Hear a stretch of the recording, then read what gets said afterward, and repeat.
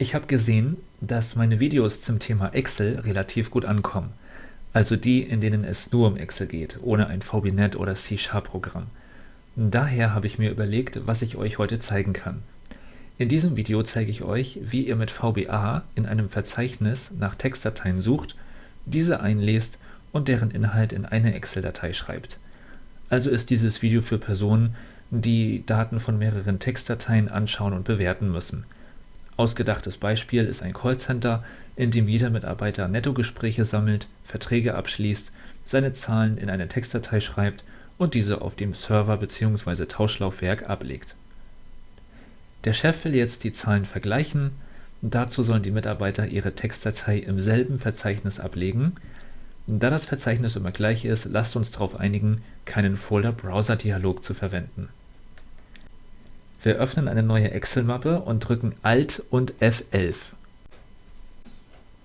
Ihr klickt auf Einfügen, Modul, das habe ich schon gemacht, und kopiert diesen Code hinein.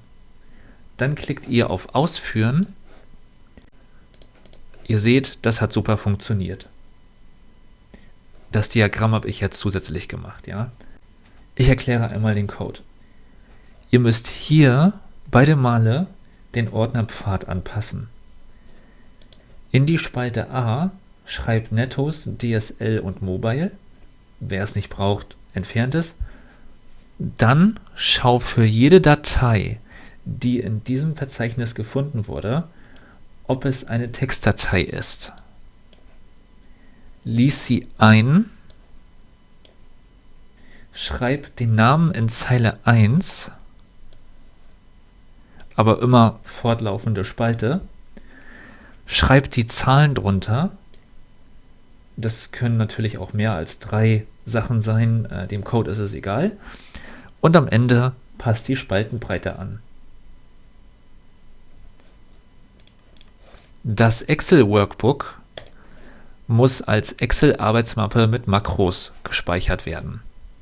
Dann könnt ihr das immer wieder ausführen. Den Link zum VBA-Code findet ihr unten in der Beschreibung.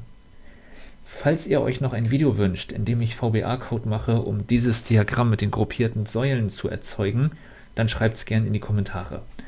Und noch zum Schluss, die Textdateien müssen als UTF-8 gespeichert werden, nicht UTF-8 mit BOM, sonst stehen 3 kryptische Zeichen im eingelesenen Text, also hier vor dem ersten Namen.